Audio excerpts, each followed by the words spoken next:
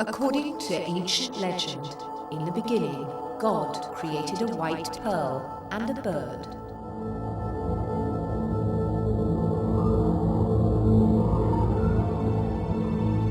On the first day, God created an angel with the name of Azrael. On the following days, he created 6 more angels: Sidrael, Mikael, Dirdail, Shamkail, Israfil, and Malik Taus, the Peacock Angel. God made Malik Taus the greatest of them all.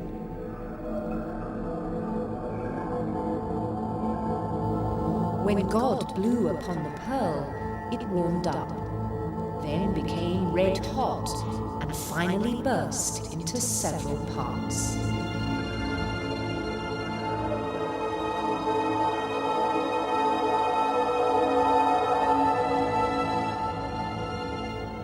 The biggest part became the sun. The other parts turned into stars and vapor.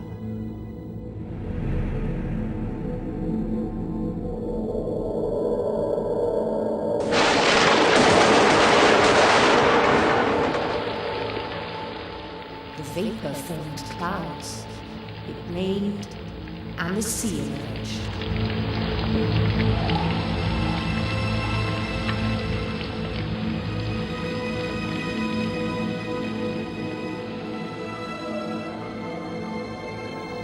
God made a boat for the angels, who began traveling over the seas in all directions.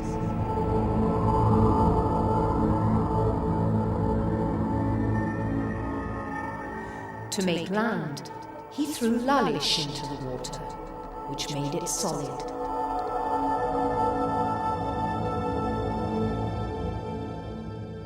And so the 7 angels went ashore at Lalish.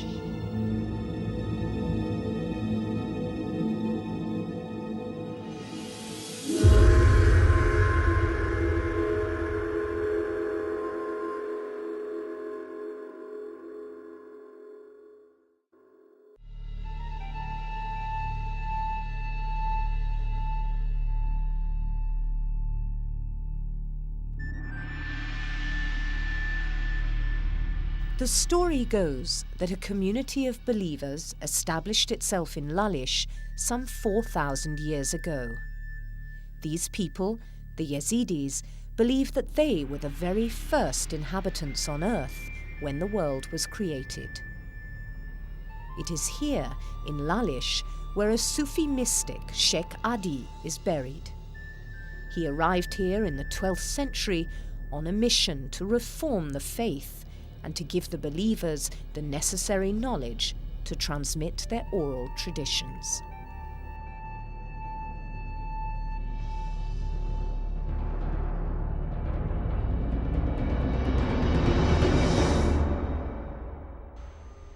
Yazidism is more than a religion. It's a mystical pathway towards understanding God and approaching him through the veneration of the natural elements, the sun, the moon, fire, water, and air.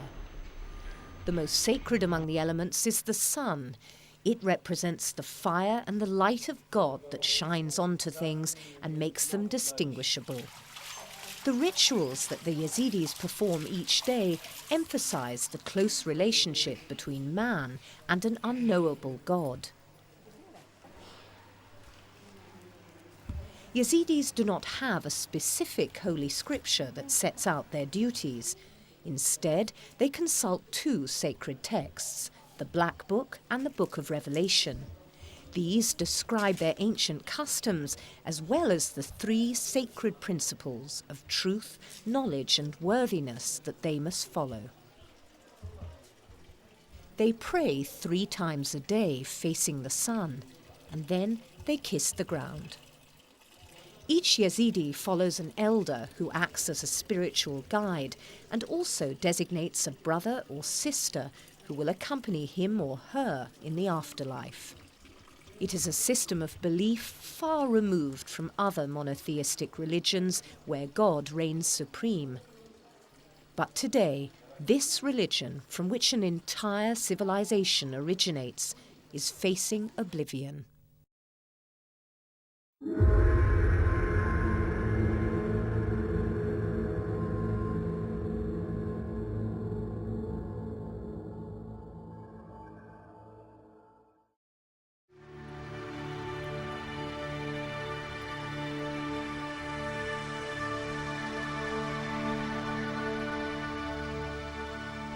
Some historians consider the Yazidis the first Kurdish people, who around 4,000 years ago inhabited what is today northwestern Iran.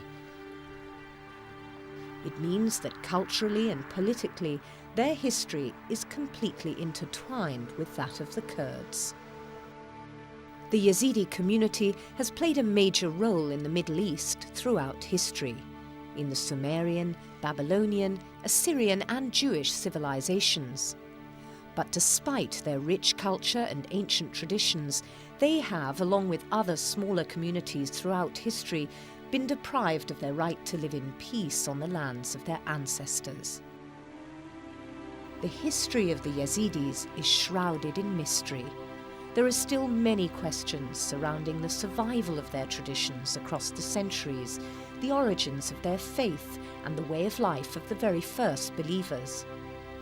It was only in the 12th century that a Sufi mystic by the name of Sheikh Adi brought about a complete renewal of the Yazidi faith and gave the community the means to explain to the outside world who they were. According to academics, it was Sheikh Adi himself who established the temple of Lalish, where he is buried, and which became a sacred site. This man, who had nothing as such to do with this Yazid, he was just a distant relative, came to Kurdistan because he wanted solitude. He had studied in Baghdad, and he was a mystic. He wanted to communicate with God, and he thought Kurdistan was a marvelous place to do it because nobody would bother him. Now this didn't happen because he was exactly the type of person the Kurds could understand. They didn't understand mullahs and Muslims and things, but this mystic had such power and such charisma that they could understand. People who are mainly Sufi and not mainly Orthodox don't care very much about what people do and accept the way people see life. A Sufi would say, do whatever you like as long as you find God. That's what it's about.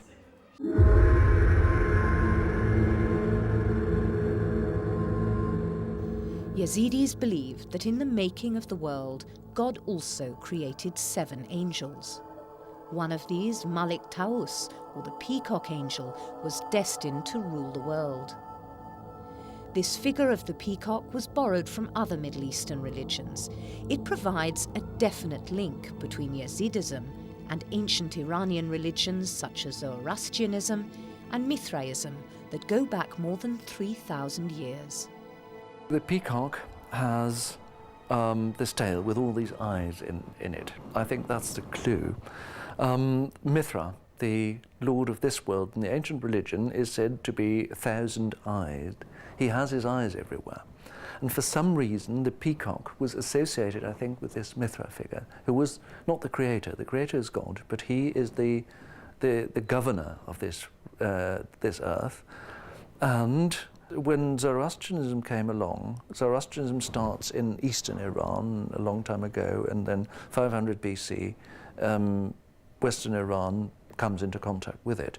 Gradually, there is contact between the Kurds and the people with the old religion and the new religion. Although Zoroastrianism and Yazidism are sister religions, there are some essential differences. For the Yazidis, a pearl which eventually exploded is the origin of a world in which the dualist principle of good and evil didn't exist. Zoroastrians, however, believe that these two principles form the most basic and essential aspects of creation.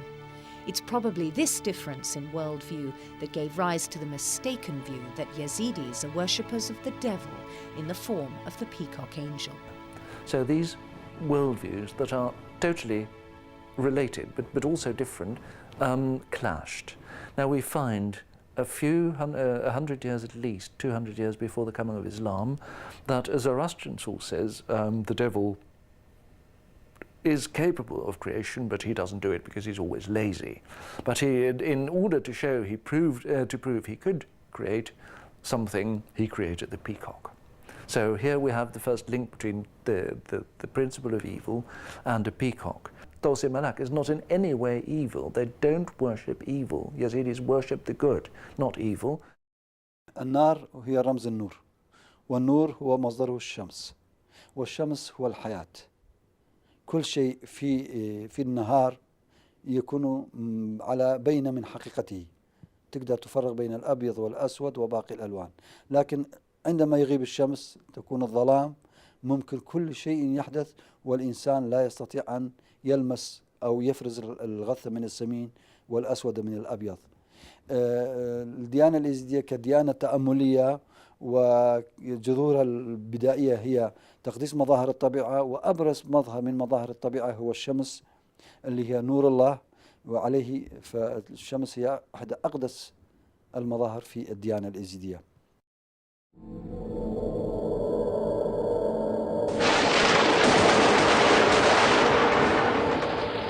In the course of the last 700 years, thousands of Yazidis have been massacred and forced to leave their lands and abandon their culture.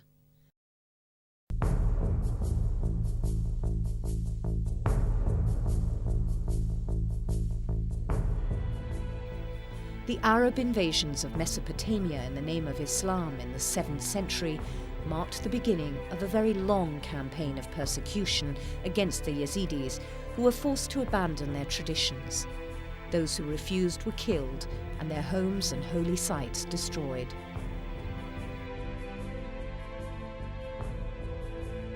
Many fled to the mountains for shelter and to try and rebuild a precarious existence cut off from civilization. Later, those Kurds who agreed to convert to Islam were used by the invaders to assassinate the remaining Yazidis accused of apostasy. During the course of the Caliphate, the only changes that Yazidis witnessed were to the names of the places where their oppressors lived. The Mongol invasions of the 13th century also brought their share of horror and misery to the Yazidis. These ruthless conquerors massacred all Kurds who dared to show the slightest sign of resistance or opposition.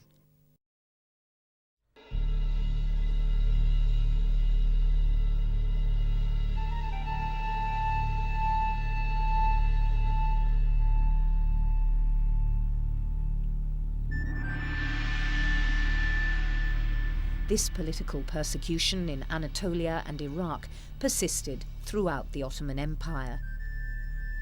In the 17th century, the Ottoman armies again attempted to crush the Yazidis, this time by joining forces with their former Muslim Kurd and Arab Bedouin allies. The holy site in Lalish was requisitioned and converted into an Islamic study centre. Many Yazidis were deported to Mosul.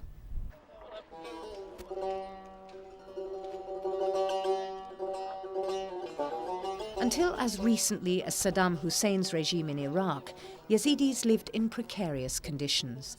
Their religion was considered as merely a sect, and they were forced to register as Arabs. This and other repressive measures by the Ba'athist Party brought about a high rate of illiteracy and poverty. Thousands of Kurds, both Yazidi and Muslim, fled their homes, and those who survived the killings were forced to live in camps. Whole villages were taken over by Arab residents who were transported to Kurdistan during the Iraqi regime's infamous Anfal campaign to Arabize the whole of Iraq. Following the US military intervention and the fall of Saddam, Yazidis found hope again, their dream of a new Iraq and the development of Kurdistan. Their cultural identity was finally recognized and they could return to Lalish. Electricity and running water was brought to some villages in the northeast, near Dohuk and Sinjar. But this lull was to be a very short one. Today, Yazidis have again fallen victim to intolerance and attempts to eradicate their religious beliefs. As a result, many Yazidis have decided to take the long road of exile to Asia, the United States and Europe.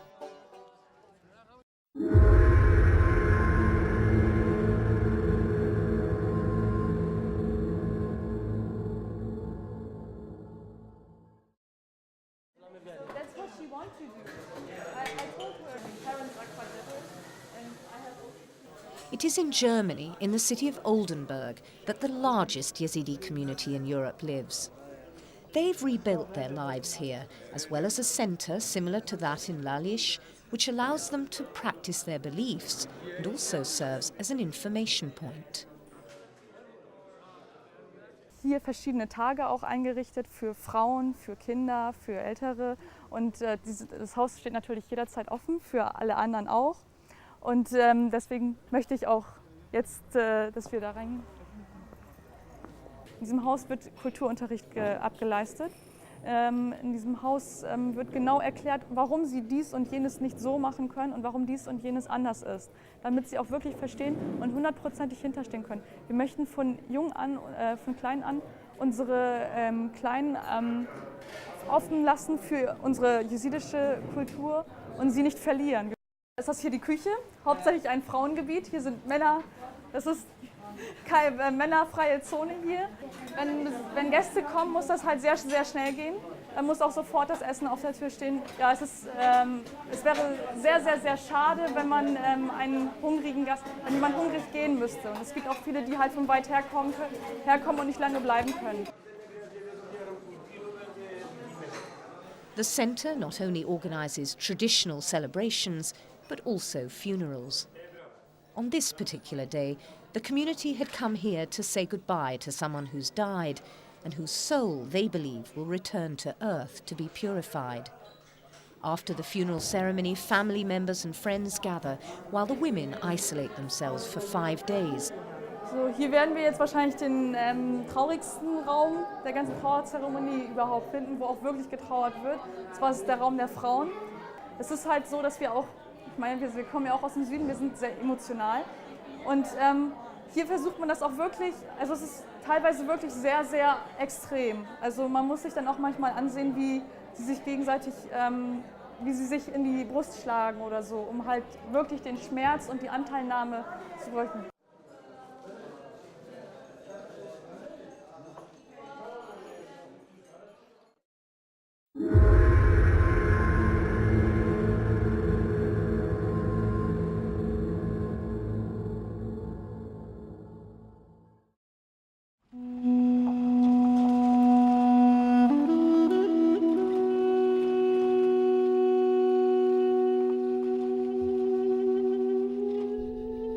This is Iraqi Kurdistan. In the northwest is the holy site of Lalish. It is here that the descendants of the original Yazidis live, those who came from Iran some 4,000 years ago and who later followed the teachings of Sheikh Adi. To travel from Erbil to Dohuk in the province of Shekan, a number of tightly controlled security checkpoints must first be negotiated. This is because of the threat to the Yazidi communities following the recent spate of attacks against them.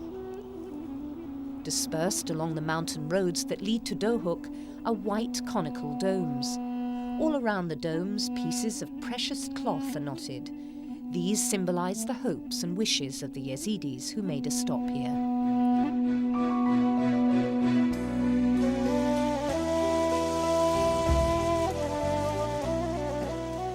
It is in these regions that most of Iraq's Yazidi communities live. Fruit and vegetable farming is the main activity of the communities living on these fertile agricultural lands. Along with the rebirth of Iraqi Kurdistan, the Yazidi religion was officially recognized, and most of the followers of the faith integrated again into the population, living peacefully next to other religious communities. It is in the various Lalish centres that all archives and documents connected to Yazidi culture are kept. Each centre is closely linked to the sacred temple at Lalish. They embody all the spiritual and religious aspects of the faith. Each city where the Yazidis live has its own Lalish centre. Sharia is a village that was requisitioned during the Anfal campaign in an effort to cut the Yazidis from their historical roots. ومن الناحية القومية وكان هناك اتجاهات كثيرة يقوم النظام السابق ببثه ضمن المجتمع اليزيدي الذي غالبيته الكبرى لا يجيد القراءة والكتابة سابقا. الآن ليس كذلك. فكانوا يبثون نظريات بأنهم فرقة من فرق الإسلام أو أنهم يتبعون يزيد بن معاوية وإلى ما شابه، وكانوا يمولون ويدعمون النفر الضال القليل من اليزيدية الذين كانوا يتمسكون بهذا الرأي. ومن الناحية القومية أيضا كانوا مضطهدين، كانوا يحاولون تسجيلهم في كل مكان، في كل مستمسك رسمي، في كل مناسبة رسمية، على أساس أنهم عرب ينحدرون من أصول عربية ولكي ينصهرون في بوتقة القومية العربية. It was only after the Gulf War of 1991 that Yazidis would again be able to enjoy their rights as citizens and practice their religion freely. It was the no-fly zone over northern Iraq, maintained by US and British aircraft, that allowed the Kurds to establish an autonomous government and the Kurdish peoples to feel a sense of security.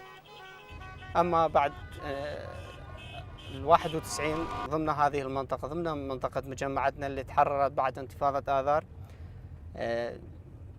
أصبحت هناك مكاسب كثيرة لليزيدية للحفاظ على خصوصيتها. من ضمنها الآن تدرس اللغة الديانة اليزيدية كمنهج رسمي ضمن الدراسة الابتدائية والمتوسطة والإعدادية. وعلى مستوى الثقافي هناك مراكز ثقافية كالمركز الذي شاهدتموه قبل الآن، والذي أنا هو مسؤول في هذا الفرع في شارية، للحفاظ على الهوية الدينية من خلال جمع النصوص المقدسة للديانة اليزيدية والعادات والتقاليد للحفاظ عليها وإحياء ما كان قد أهمل سابقا. على الصعيد المكاسب السياسية فهناك وزراء يزيديين في حكومة إقليم كردستان، وهناك مدراء عامين، وهناك نواب برلمان، وهناك الكثير من المناصب التي يحتلوها اليزيدية الآن في حكومة إقليم كردستان، في مجالس البلديات، في مجالس محافظات وغيرها من المناصب. Yazidis continued to live in peace with their Muslim and Christian neighbours, even though there were sustained campaigns of intimidation mounted against them by those who considered their presence an obstacle to more power. Yazidis, in fact, recognise all religions and only ask that theirs is also respected. This village, situated near Dohuk in northwestern Iraq, is inhabited mainly by Christians of the Assyrian denomination. Even though Yazidis were given the village after the fall of Saddam, they allowed the Christians who'd previously helped and supported them to remain. This Christian villager has lived here ever since his parents came to find refuge, as did so many others. All Kurdish communities have in fact come to help one another throughout their history. As for the Yazidis, despite being targeted by sectarian violence, they have never advocated intolerance in the name of religion. علاقات قال يزديا إجباري وقت أماتن جوالات تركيا أماتن إيرا ما شو قصور يزديا نديتيا وأم وقت أمهاتن فلاحية منزاني ولا شايبو أمهاتن إيرا يزدي بري أمهاتن إيرا بري أم بين تين هاتن جوالات تركيا هاتن فلا يدما شالو شبت شيكنا خام جوباني تبنت كرن بو جولكيت إزيدي أو تكرين جولكيت بير برخود كرن أم فير بنجوان لو عثمان ومبون دوست قلوان ووقت أما هاجر بون مخاني نبو عرض ما نبو قد ما نبو وكينوكا شاو دربنج بغدا جموسل شكركوك مهاجر بون بجيان ولاتي ومن ليكر أبا وكيبيبو من دانا ناب حري أب كيبو أمت من بري من كسبي وأمري نشتي وصام بير بو نهار بوكاو أبا شي وصايا ورزق الخدي بس خدي عراقي صافيكت وباجبت ده همي عالم مرتعبت نو كدلي ما مريا شابي ما بكريا بس هب يا خدي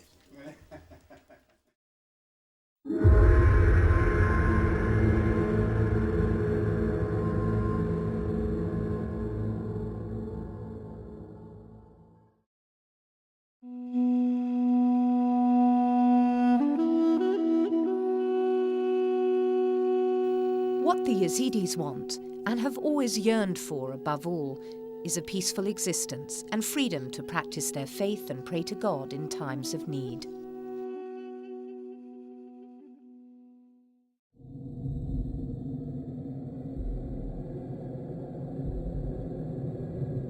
This yearning was again shattered on August the 16th, 2007, when a powerful explosion killed nearly 600 of them in Sinjar, near the Syrian border. According to analysts, the perpetrators were linked to Al-Qaeda and to former members of the Ba'ath Party, intent on revenge. These pictures, filmed by a survivor of the massacre, show what's left of the village of Sinjar, where a large Yazidi community once lived.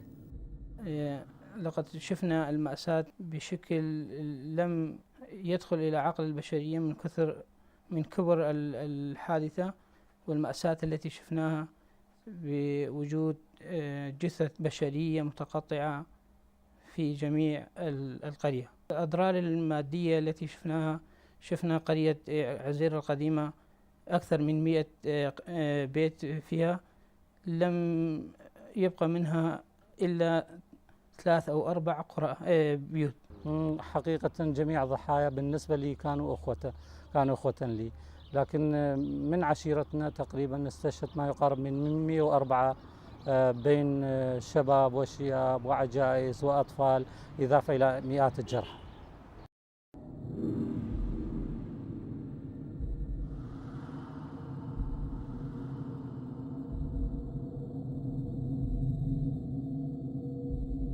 According to specialists, this terrorist action was aimed at creating an atmosphere of general insecurity in Iraqi Kurdistan and reviving interreligious tensions within the various communities.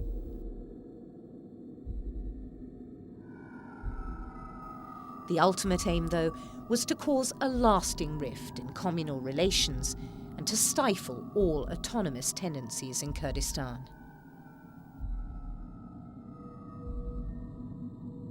There are powers at work who want a scapegoat. I gave an interview to an American news channel the other day about the massacre at Sinjar. I don't know how many people had been killed in Sinjar, but all I can say, I wish I could think of anything else. I think, I'm sure the Kurdish government is doing what it can, but it is a difficult situation. كإعلام ماكو، يعني أنت تشوف الوضع بالعراق، يعني أكو جهات ثاني يوم تصرح الفضائيات بإحنا وراء العملية الفلانية، وإنما عملية اللي صارت بسنجار لحد الآن كفضائيات أو كجهة رسمية لم يعني تصرح بأن المسؤولية عليهم، وإنما يعني اللي صار أكيد المنطقة إلها يعني لهم يعني ناس معينين أو نقدر نقول كدليل، يعني اللي يجي هناك، يعني أنت هسه جنابك ما تعرف سنجار إلا عندك دليل هناك ويدليك وش اسمه يعني. فهي العملية عملية كبيرة، كانت 4 سيارات كبار من نوع لوري ومحملة يعني حمولة، يعني حمولتها اللي حسب اللي شافوها يعني بحيث السيارات ما تقدر تمشي من الحمل الزايد، الوزن الزايد اللي محملينه.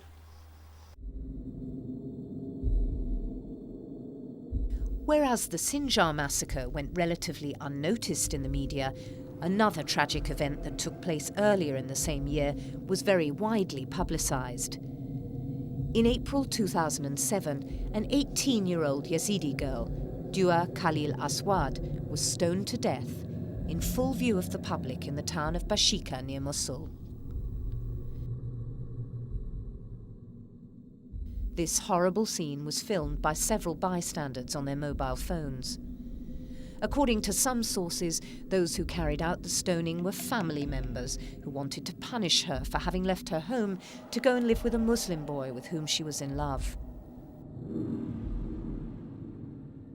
But as was the case with the Sinjar incident, this violent act also involved extremist groups whose aim was to destabilise Kurdish communities by projecting a negative image of Yazidis as people who kill their own children and believe that religion offers them a justification.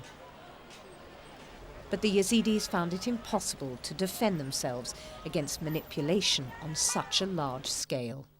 At the moment, people are at work to make the Yazidis look bad. There has been a terrible thing, a stoning of a young girl in April, under circumstances that are so unusual for the Yazidi community that one must conclude that this was set up by, it was done by Yazidis, but the Yazidis were told to do it. It was done by a number of people who were known to have connections with groups that were not favourable to a separate Kurdish entity in Iraq. This was not Yazidis. They did it as members of a pro-Saddam party, as a pro-Al-Qaeda party.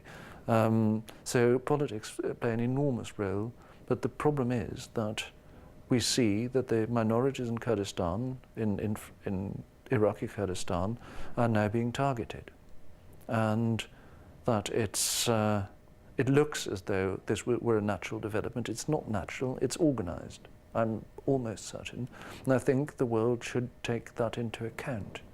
The Yazidis are as shocked by what happened to this girl as anybody else. They can't explain it.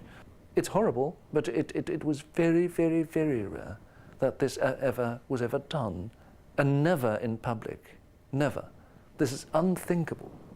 There's never been, I mean, that's the whole point of honor, that it's all done very far away and nobody talks about it.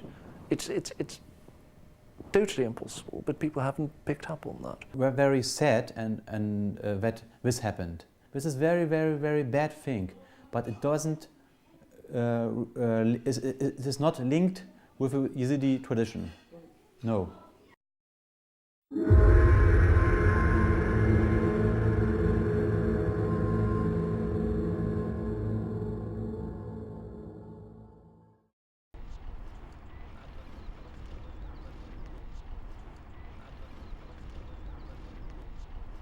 These tragic events transformed harmony in the communities into deep mistrust.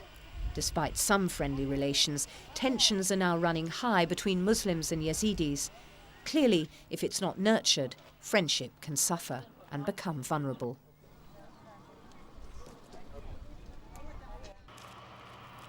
The Kurdish authorities have understood that learning about tolerance must start at an early age. Therefore, young children are taught the virtues of coexistence and how different religious communities live to arrive at a proper understanding. But some wounds are difficult to heal, and tensions continue nevertheless.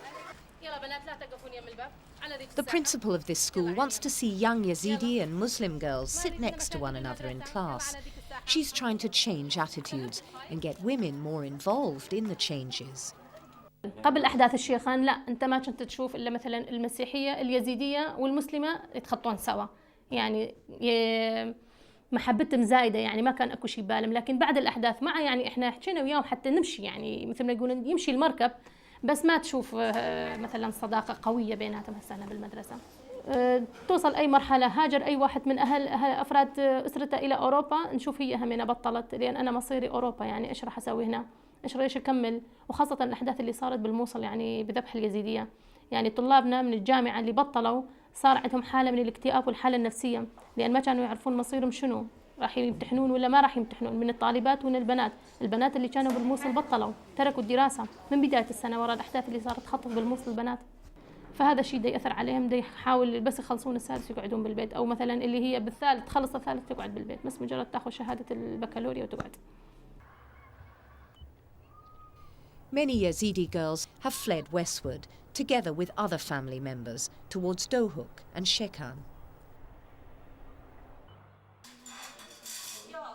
Among this Yazidi family's elders, there's an important religious dignitary from Mosul.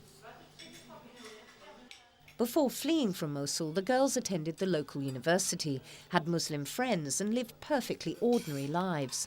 But the recent and vicious attacks against members of their community has brought important changes in their lives.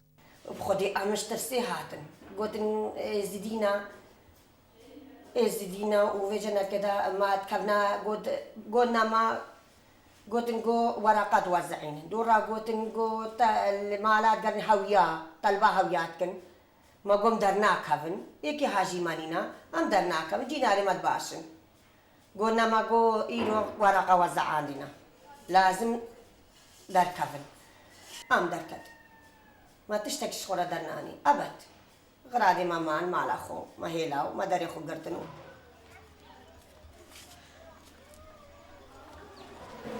The eldest of Samira's daughters had finished university before leaving Mosul.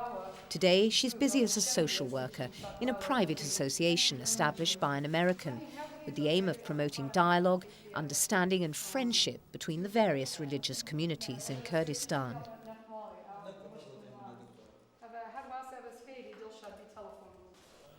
She goes home every day after work to discuss the future with her family, a future in which Yazidis would live in peace again and where their rich historical past would be recognised and preserved.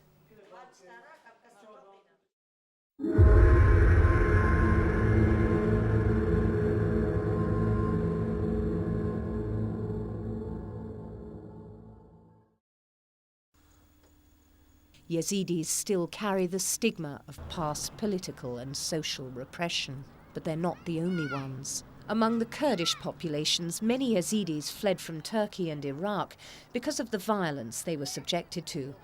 But other, poorer Kurds have taken over what used to be places of torture for political dissidents under Saddam Hussein.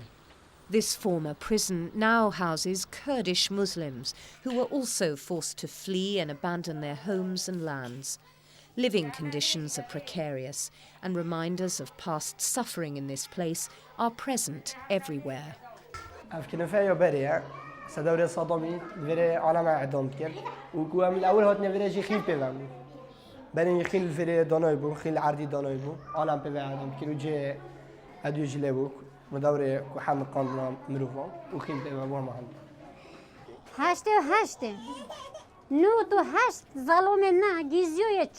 هذا بقى العبا وأنا بينا بحرك بياخدون وبحرك هشت عيون داستنا دوبون وعزبتنا بون ويري رومنا درينا يدوني هشت عيون عاجي هوتين دخو عمالي كام قدين قدرصونا من هاي دخو عمالي كام جو فريكة قلت بيجنا دايكم رمضان أستنى ناشي من برما خوشي بلو دايكم بتانك من ما هندي أزوتي ما هذا هشت رجو ستاري رمضان أزو فيرا أنا شم بيلو مو بتشم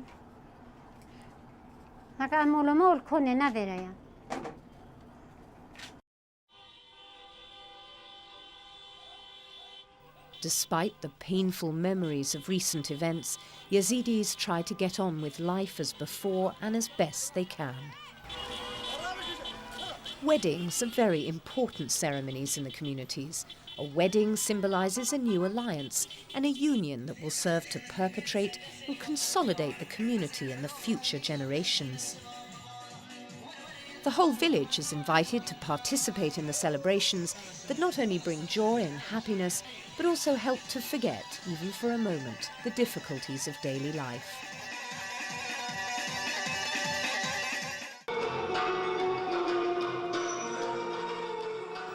Traditional music, dance and mime go a long way in the preservation of the cultural heritage of the Yazidi community. These scenes represent the rural life and toil of Yazidis throughout the ages.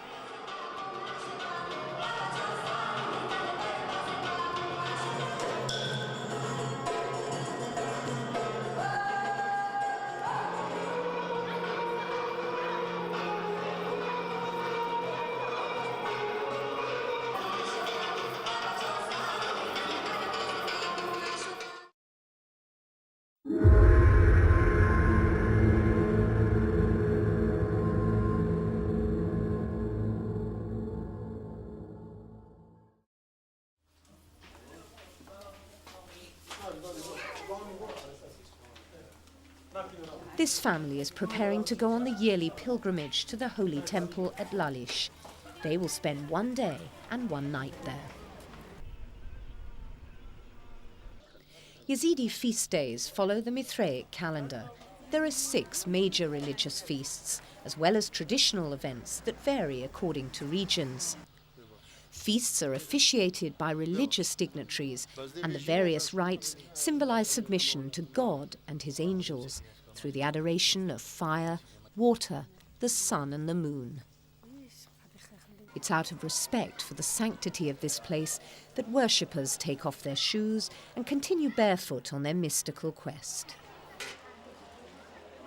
They want to remain as humble and unassuming as possible throughout. At the heart of the Lalish complex is the Holy Temple, where Yazidis perform their most important mystical rituals.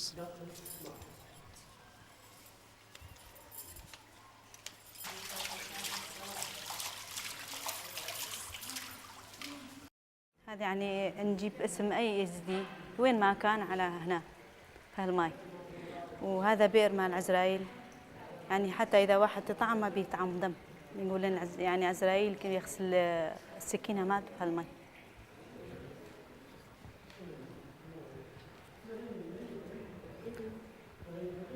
هاي كل واحد يجي هنا، يعني هاي عقد مسدودة مع الناس. واحد يفتح، أنا أفتح عقدة مال واحد الآخر يجي يعني يفتح عقدة مالتي، يعني هيك هذا رمز مالته. يعني عقدة لا سمح الله صاير عندهم شيء مشكلة من يعني بهاي الفتحة كل واحد يفتح عقدة الله. It is here that young Yazidis learn the rituals and prayers that have been handed down from generation to generation. These acts contain themselves the keys to the mysteries and the history of this temple. هذا قبر شيخ أبو بكر، وهاللون الأسود هاي القطعة يصنعوها من الصوف، مصنوعة لازم تكون من الصوف، والغزل يغزلوه كالصوف يسووه غزل، ولازم الغزل يكون بيت بنات باكرات. بعدين يجيبون الورق مال الجوز يسموه زرقوز هالشجرة اللي ما تنطي ثمار، يكون يجيبون هالأوراق مال الشجرة ويا المي، يخلون هالقطعة قماش يخلون بالمي ينقعوه يصير لونه أسود داكن، يسموه خرقة، لباس يلبسوه مجموعة من رجال الدين اليزيدية، له مكانة مقدسة عند اليزيدية. يوصل الرجل الديني إلى مرحلة ينطوا يلبسوه من هذا القماش يسموه خرقة. While the family members are performing their last sacred rites, the guardian of the temple hurries through a network of narrow corridors. Before nightfall, he must light all the oil lamps that are scattered throughout the temple. He finally shuts the main door for the night. The faithful must now pray, facing the moon.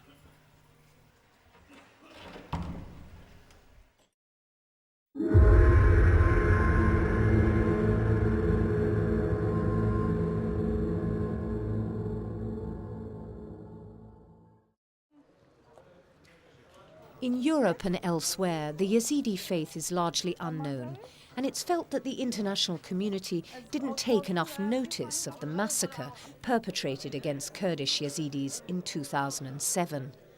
They obtained very little aid, and not enough funds were provided to allow them to rebuild their lives. The 35,000-strong Yazidi community in Germany was particularly shocked at the pictures and video footage of the Sinjar massacre. The community is very, very hurt in deep in their heart, because it was the first time that Yazidi can say on TV what's happened when when Yazidis were attacked by fanatic terrorists. Das Ganze ging mir anfangs, wenn ich ehrlich bin, es gab ja vorher schon mal eine Attacke auf Yaziden, da ging es mir noch nicht so nah, bis jetzt dieser zweite Anschlag kam und ich dann tatsächlich gemerkt habe, die sind wirklich, sie verfolgen wirklich ganz gezielt Yaziden, also Menschen genauso wie ich. Genau die gleichen Grundsätze vertreten wie ich und die genauso leben wie ich, und sie werden umgebracht, nur weil sie so sind wie ich. There was a lot of attacked and a lot of people died for their religion, but this was the first time that about television you see what's the dimension it is when Yazidi are attacked. This young Yazidi woman has made it her mission to make the Yazidi cause a priority at the European Parliament. She was born in Germany of Yazidi parents who emigrated there due to persecution at home. She was elected at the age of 20, which makes her one of the youngest members of the European Parliament. Her aim is to bring about the official recognition of religious minorities in Turkey and the Middle East. Being a Yazidi herself has certainly reinforced her conviction that Europe must consider the urgency of the situation and the humanitarian aid that Iraqi Yazidis need. Die Europäische Union wird nicht die Gesichter der Kinder sehen, die in Sinjar bei der Bombenexplosion zum Beispiel beide Elternteile verloren haben. Das werden sie nicht machen. Die werden sie nicht sehen. Aber ich habe es gesehen, weil ich da war. Sie haben es gesehen, weil sie da waren. Aber die Hoffnung, die Yaziden, die ist da, dass sie irgendwann mal in Frieden gemeinsam in ihrer Gemeinschaft leben können. At the beginning of the 18th century, Yazidis numbered more than 1 million. But today, there are only about 600,000 Yazidis in Iraq, 90% of whom live in the Kurdish-controlled northern part of the country. Die Regierungen müssen die Yaziden als eine eigenständige Religion anerkennen. Wenn die Regierung das anerkannt hat und in offiziellen allen Dokumenten die Yaziden als Yaziden-Religionsgemeinschaft benannt werden, dann wird es in der Gesellschaft, ob es in Irak ist oder in der Türkei oder in Syrien oder in Europa, dadurch werden die Mitbürger der anderen Religionszugehörigkeiten ganz anders mit der Frage der Yaziden umgehen. Yazidism is one of the most unusual religions on earth. It survived despite its status as an unrecognized religion under Islamic rule and through many onslaughts against its Kurdish followers. Yazidism is an enigma that has confounded scholars and provoked debate for some time. Tantalizing clues point in every direction. Rituals involving fire and prayers recited in the direction of the sun are distinctly Zoroastrian. Taboos against eating lettuce and beans, baptisms, and the belief that Christ is a prophet hint at Manichaeism. Temple decorations in Lalish are distinctly Mithraic. It would help if it were more generally accepted. The Yazidis represent an ancient element, a traditional, really Kurdish aspect of culture and of history. And that they're not alone, they have a direct link to other groups like the Ahl-Haq. They are a reason for Kurds to be proud of being Kurds. This is an ancient religion that has adapted time and time again, is adapting now in the diaspora. So they deserve help from the authorities. They're getting help from the authorities. But it would be good if people in the West, in Europe and in America also, understood that this is not a bunch of people who kill their own children or anything.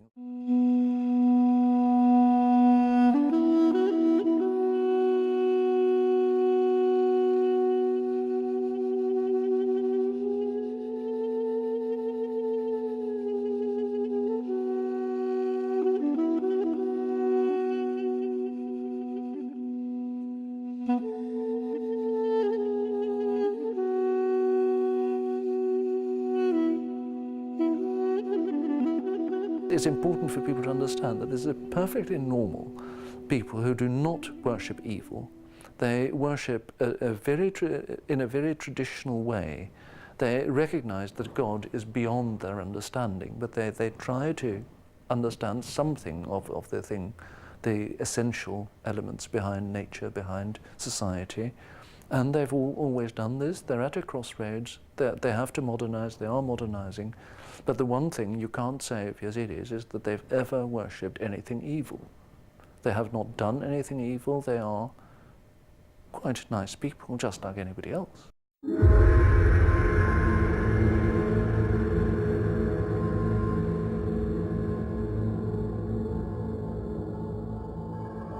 After 4,000 years of a history both rich and tragic, Yazidis still bear the scars of countless traumas and the grief that has accompanied them throughout the years. Despite their suffering and the fear, Yazidis continue to pray each day in the direction of the sun, to let the water flow between their fingers, and to hope that other religious communities will one day accept them and respect their beliefs.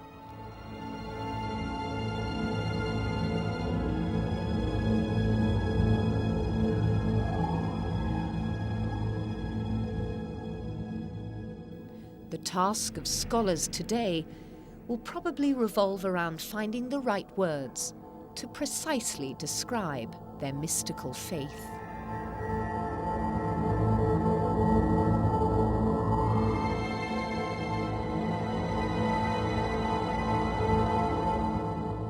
And to observe more closely and try to deepen our understanding of these children of the sun, who again and again come to the tomb of Sheikh Adi to tie and untie the knots of hope that might one day lead them to a real and more peaceful world.